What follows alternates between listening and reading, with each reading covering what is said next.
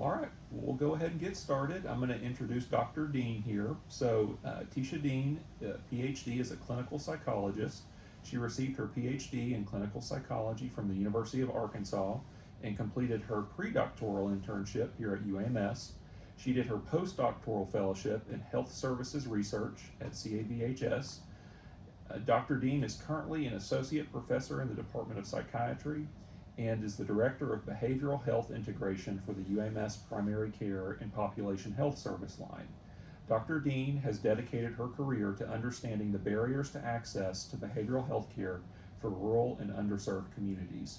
In her current role, she works with an amazing team of social workers, licensed counselors, psychiatrists, physicians, nurses, and numerous other clinical and support staff to implement evidence-based models of integrated care into the UAMS primary care clinics.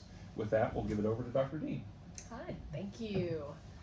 Welcome everyone. Thank you for tuning in today and listening to our talk. I hope that you'll learn a lot and that most importantly that you will start thinking about kind of your role in the integration of behavioral health.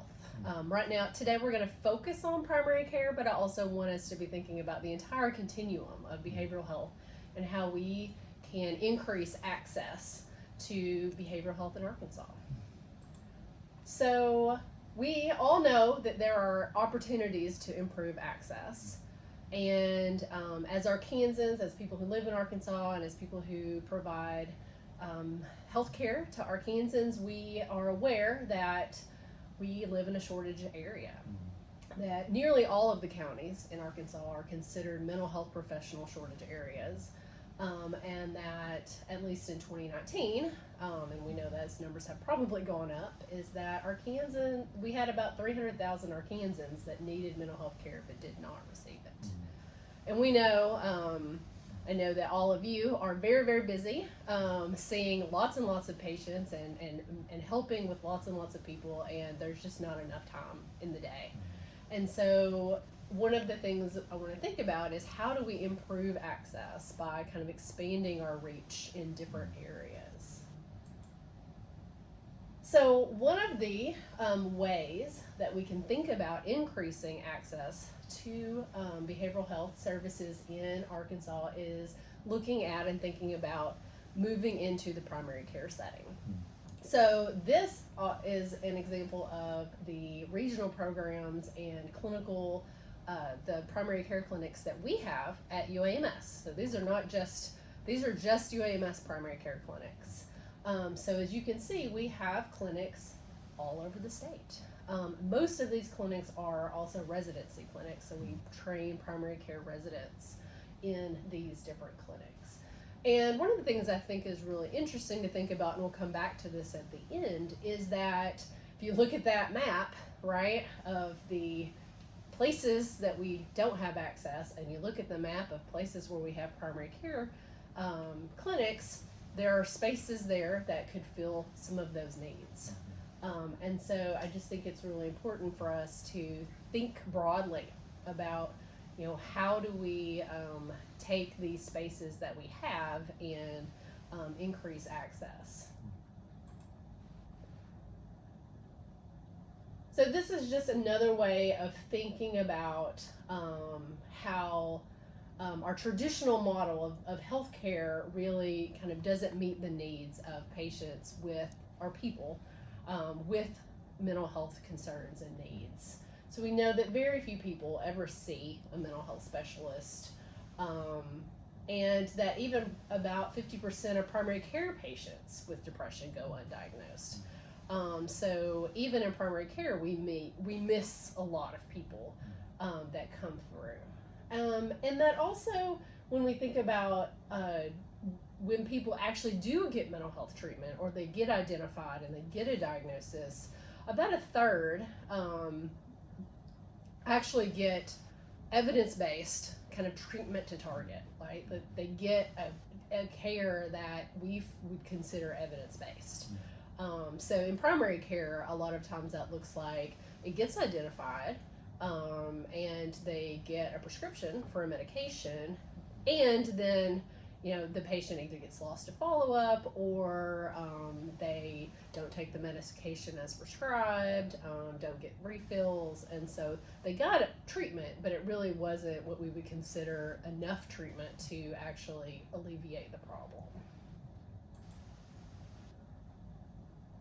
In addition to thinking about mental health concerns, we also know that there's a high rate of comorbidity.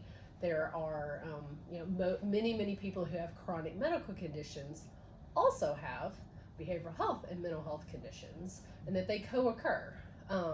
And sometimes we feel like, there's some co-occurring physiological things going on that, a lot of these things can have some of the same mechanisms, and also that the additional stress of having chronic medical conditions can increase chances of having anxiety and depression, and or having anxiety or depression or another mental health condition can increase non-helpful health behaviors and increase the chances of having chronic medical conditions. And so another reason to think about integrating and being more present in primary care is that the group of people, our primary care physicians, who are identifying and doing the bulk of the treatment for chronic medical conditions, also, these patients would get better and have better support if we had integrated care, if we had mental health professionals and behavioral health principals involved in the care of these conditions. So, kind of with the background and context for today, I really wanted us to be thinking about these objectives. So as we're talking, I hope that you'll kind of think about, about the integration of behavioral health services and principles. So I think about not only having services like therapy and medication and diagnostics, but also the principles of behavior change, the principles of understanding the context of behaviors, and how do we help people set goals and meet their goals and have healthy lives. Those are things that we as mental health professionals have expertise in, and our presence and also our integration helps those principles to be spread throughout healthcare. Another thing is just I want you to learn about some specific models of integrated behavioral health in primary care. And also, I'm going to just give you a little bit of information about what we're doing at UAMS. And then it's to end by considering all of our ways of improving the continuum of behavioral health in Arkansas. So when I think about a continuum of care, I think it's really important to think about population health. So how do we touch a lot of people and get information and prevention out there so that we can decrease just the incidence of behavioral health issues and chronic medical conditions. In primary care, they cover almost the whole population, because many people at least touch primary care sometimes in their lives. And then specialty care, where we've identified issues, we have really good evidence-based treatments, and we get people integrated into those. And then also thinking about how people can move back and forth. So if we have a full continuum, we can identify, we can prevent, we can get people what they need, and we can move them down the ladder as they get better too. So today we're going to focus mostly on primary care. So start a little bit with population health, and just kind of putting things in context, thinking about population health in the community, increasing education, changing our healthcare systems to allow for people to access them easily and quickly and be able to pay for them, just ways that in the community we can increase how everybody can have a healthier life. In healthcare, looking at how do we universally screen and identify problems, and how do we target specific populations. And at the individual, a population health can be more of thinking about small ways that we can add skills and tools and give people resources to incrementally improve their lives and their families' lives. So in primary care, this part of the integration continuum, we know that there's strong evidence base and that it is superior to care as usual. So care as usual means that there's not an integration, there's not a component of behavioral health in a primary care setting. So there's options for mild, moderate, and severe conditions. So ways to look at things through the continuum. A lot of times in specialty care, we don't see people who have moderate to mild conditions. We see people who are to the point of usually highly moderate to severe. It augments most care needs, provides diagnostic assistance, so helping primary care providers to think about, okay, what are the kind of the diagnoses that are going on here? What are the components? How do we understand what's going on? Safety planning. So we know that most people who commit suicide at some point have had a contact with their primary care physician in at a time that wasn't in a shorter amount of time. So primary care usually gets to see people even if it's not identified. Acute and routine support. So again, being available for when things are happening in the moment. People tend to show up in primary care. We also, in primary care office, offer focused interventions for the both physical and mental health conditions. Okay. Care coordination. So again, if we're there, we're able to help identify, help coordinate care. And another piece of it is really streamlining the primary care clinic and helping offset some of those burdens. And so primary care physicians feel like they're able to identify things and then have team members to help them rather than maybe not want to open up that can of worms because they don't have time to deal with it that day and they don't feel like they have the resources even if they did identify a problem. And then another thing that I think is really important is that although this could decrease the needs for specialty referrals, so things could be taken care of in primary care and doesn't have to go to a specialty, but it doesn't fully solve the problem. And my experience has been that you actually might identify more people because we're screening and we're getting people diagnosed, but also whenever we're working with people in primary care and we give them a referral, they're more prepared to engage because they've had the touch, they've had understanding, they've had some education, and they have the trusted person who's saying, I think this is a good idea. They've had those conversations, they have a little bit of an idea of what they're getting into. So it's more of a support than it is a blind referral. I think you need to go here, here's a phone number. They don't get that education. So there's two common models of primary care. I'm just going to go ahead and click through these so that we don't have to. And today we're going to focus more on the one on the right, which is the collaborative care model. But I want you to kind of think about these two models because we actually are implementing both of them at UAMS. The first one is called the primary care behavioral health model. And that model, you add one new care team member called a behavioral health consultant. And that person is someone that is available in the clinic, flexible, theoretically available anytime that they're needed, and they have a very broad scope of knowledge and interventions that they can do. So they're able to help the primary care physician identify issues, do some targeted interventions for specific things that the person is identifying, and then also help the team to kind of think through their population and how do we help best manage the patients that come into the door. They usually get warm handoffs from the physician, so they're available in the clinic. The physician identifies, brings the BHC in and says, hey, these are the things that are going on, can we chat, can you guys chat for a minute and think about, what are some things that you can do together. And then they have scheduled visits with the patients for follow-ups in between the physician visits to help patients to meet their goals. And so that way you've got someone available, and that really helps identify and work with the patients. The collaborative care model, and one of the reasons I'm going to focus on this today is because we are in the Department of Psychiatry, so I'm assuming I'm talking to a lot of psychiatrists.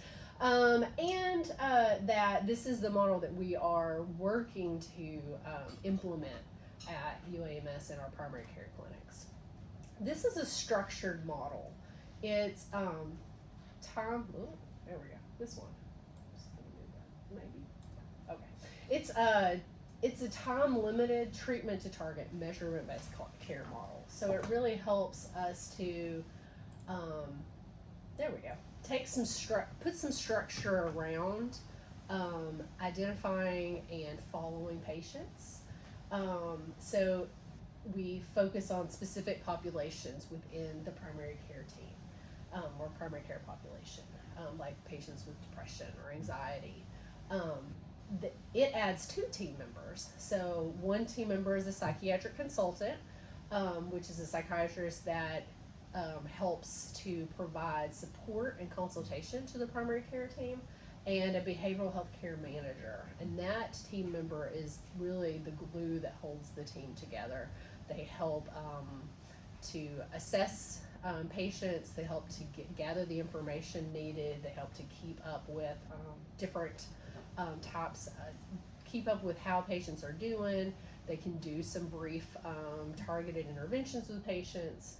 And so it really helps to kind of gather all the information, get the information to the psychiatric consultant, and then make sure that information gets to the primary care team.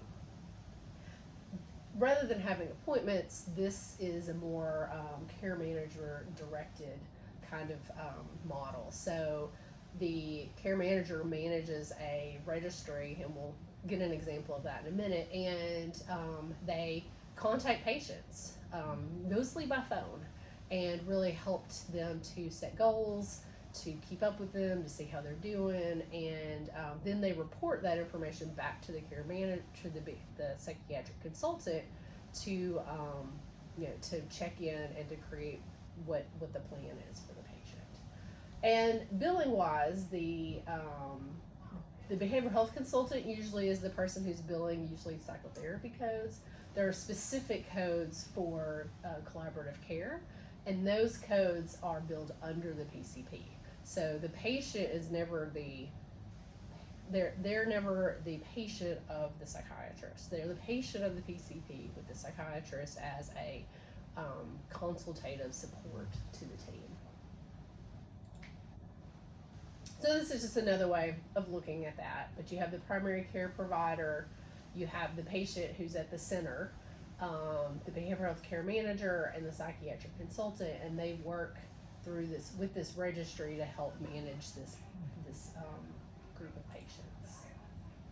So I wanted to give you an example of our registry. This is de-identified. There's no patient ID information, but this is our real registry, and just helps you to kind of get an idea of how we work through and look at our group of patients and what we need to do. So you can see that we have PHQ-9 to GAD-7 scores and the PCL-5. We're not really doing targeted interventions for PTSD right now, but we are keeping track of that data. But you will see on the PHQ-9 we have the first and the last. So the first one is our initial, and the last is the last one that we did.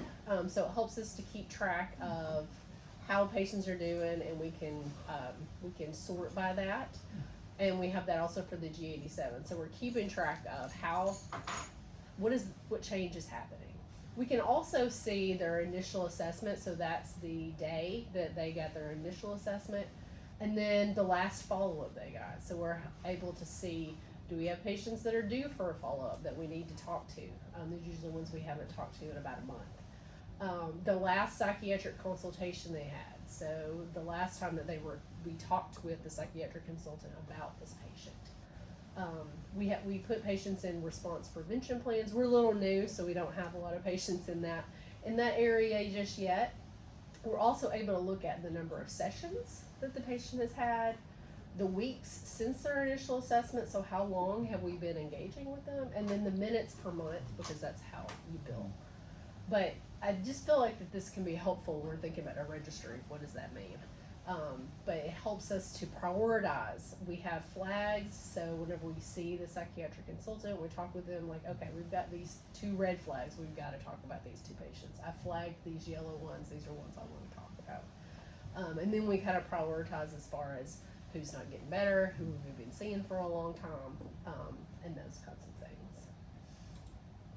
Another example, this is a specific patient, so we're able to look at, and I just split this up so it was easier to see, like their dates of contact, the type of contact, so how they saw their initial assessment, their consultation, how many weeks in treatment, and then, again, their scores, so how are they changing? So this person started at a 24, they're now at a 13, we're continuing to kind of monitor that.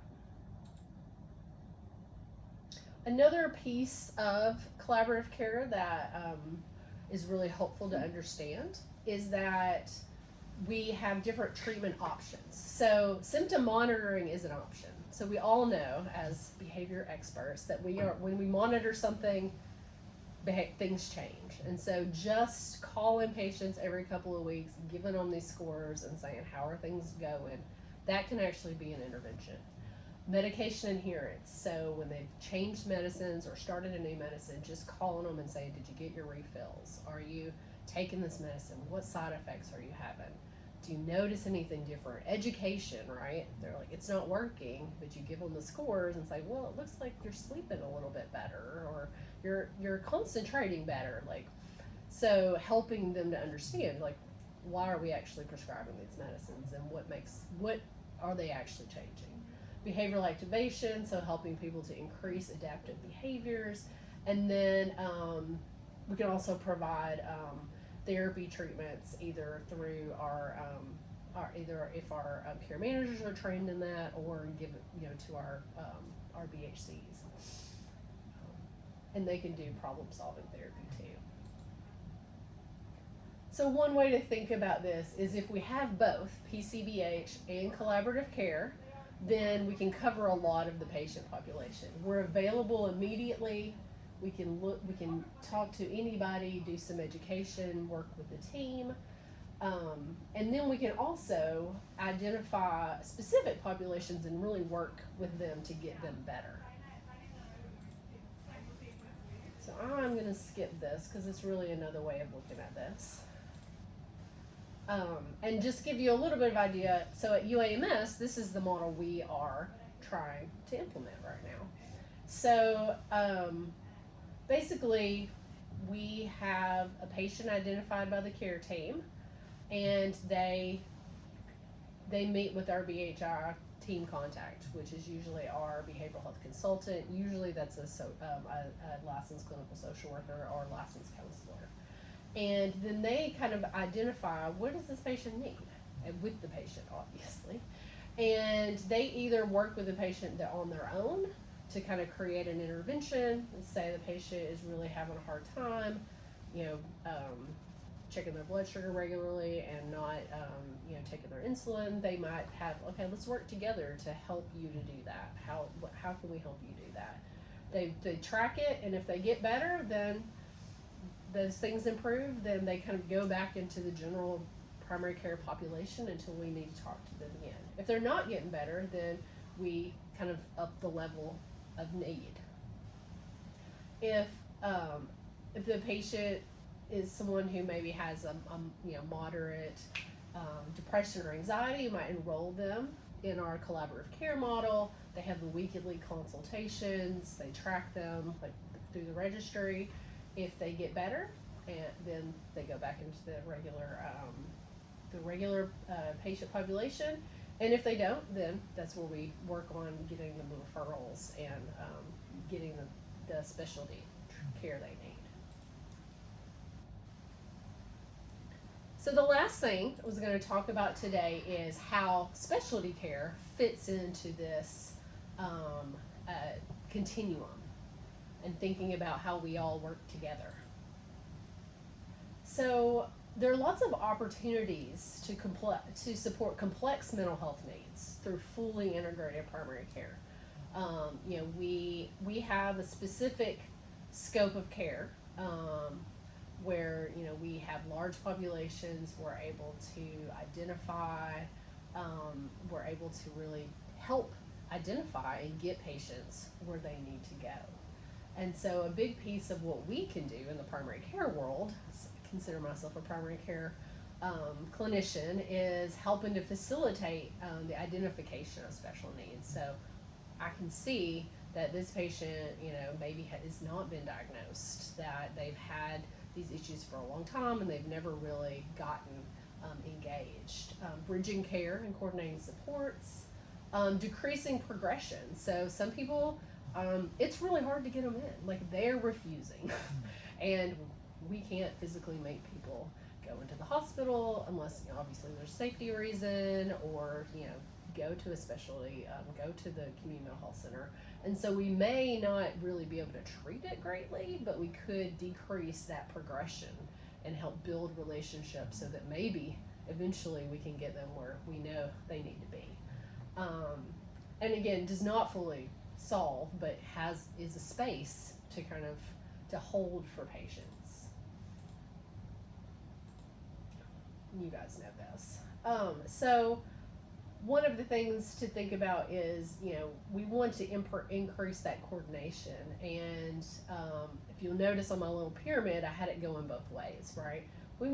I think it's, in order to be really great at population health care, is that we want to streamline that process from primary care to specialty care, but then also from specialty care back to primary care. I feel like that, in my experience, that a lot of people who see, who are engaged in specialty care, either that's long-term psychotherapy or long-term psychiatry support, that a lot of them, if you felt comfortable and you knew the resources were there, they could go back to their primary care doctor, right? Mm-hmm. And if they're stable on their medications and kind of know their illness progression and they know how to take care of themselves, they could be taken care of there. And if you had good communication, if there was a flare-up or a problem, they could go back. And so, I feel like the continuum, when it's working the way that it should, there's step up and step down care.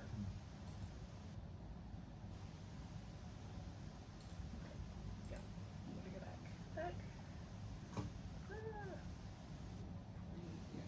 There we go.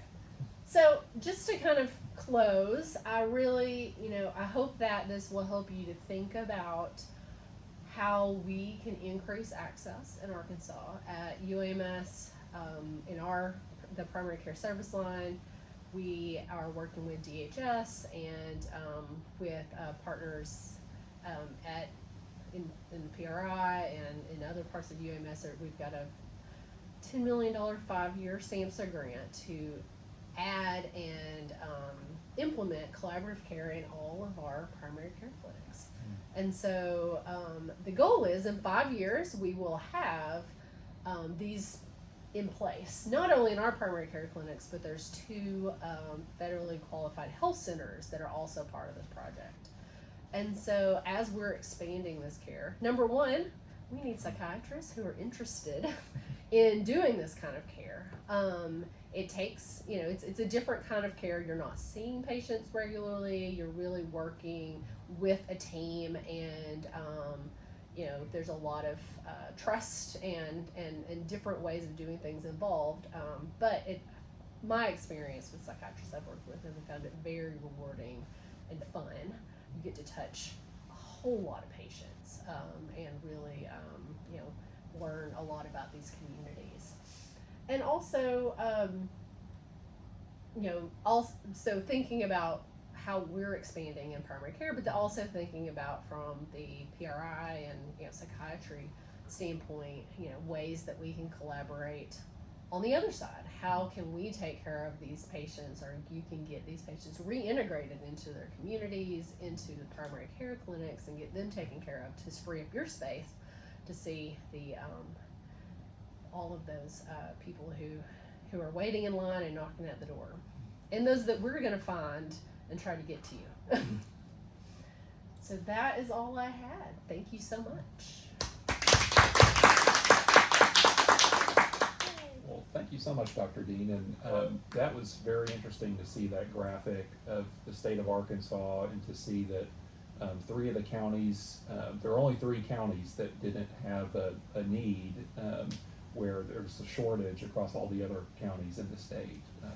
So I haven't seen something like that. And I knew there was a need in Arkansas. And so I want to ask, you mentioned there at the end that, for any psychiatrists, mental health professionals that may be interested in doing collaborative care, you talked about the 2 models, the primary care behavioral health model, where there was a psychiatrist or a mental health professional kind of like staffed at the primary care clinic, seemed like they were there full time. Where the other model was the collaborative care model, which you focused on. And I wanted just to ask, for folks that may be interested in doing this, for like psychiatry residents or psychiatrists out there that may be training, what are the different models that exist? Are there folks that do kind of full-time collaborative care models that do like telehealth in, or there are some folks that maybe just do a day or 2 a week, some folks that may do, some psychiatrists that may do just a few hours here and there? What are the different models that exist with collaborative care? So usually in the PCBH model, the mental health professional is a therapist. Usually they're master's level, just because of economics, and because they do great jobs. And collaborative care is where they usually focus on having the psychiatry support. Now there are people who would have a PCBH model and then maybe have like an on-site psychiatrist that may come and see a few patients. But again, that doesn't really stretch the patients the way collaborative care does. So my understanding is, for the most part, that psychiatrists who do collaborative care do that on kind of a part-time basis. So at PRI, we have Dr. Tripathi. She's the one who supports our Batesville clinic.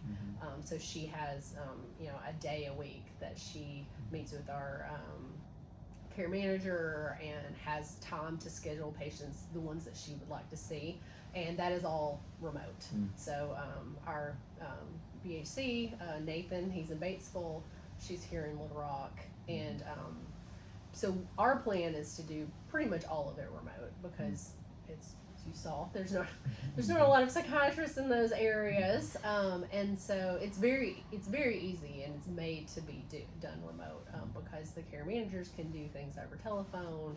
We obviously have the ability to all of us in all our clinics have the ability to either do telehealth to patients' homes, or a lot of our patients actually come in the clinic and are seen while our psychiatrist is on campus, because of broadband issues. And a lot of times the patients just prefer to come in. Does that answer your question? Yes, yeah. And our opportunities are for if people are interested in having like a half a day or a day a week where they want to help support some of our clinics. That's something we really love to talk to people about. Yeah, thank you. Let me see if there's any questions in the chat. Yeah. Let's see here. I think we're good. We're getting a little short on time. Does anyone have questions here in the audience? Yeah, I do. Okay. For anyone that's interested in learning more about this and how we could potentially play a role in this, is there any good resources we should look into? Yes, there are 2 great resources. One, the American Psychiatric Association has on their website I think it's a 1-hour training. It's free, and you can get CEs for it, and it basically talks about I think the psychiatry one actually may be 2 hours. I think the primary care one's 1 hour, but it really gives you some really good in-depth training on that. Another resource is called the AIMS Center, AIMS Center, out of the University of Washington. They have every resource you could possibly imagine, and they also will send you to the APA website, but they really talk a lot about the model, and they have videos and demos of the registry. The registry that we use is actually the one they developed. So those are 2 really great resources. And Dr. Tripathi is a great resource here at PRI. Can go find her, and always you can reach out to me. Well, thank you so much, Dr. Dean, and thank you for talking to us today about collaborative care. And with that, we'll wrap it up. So, Thank you.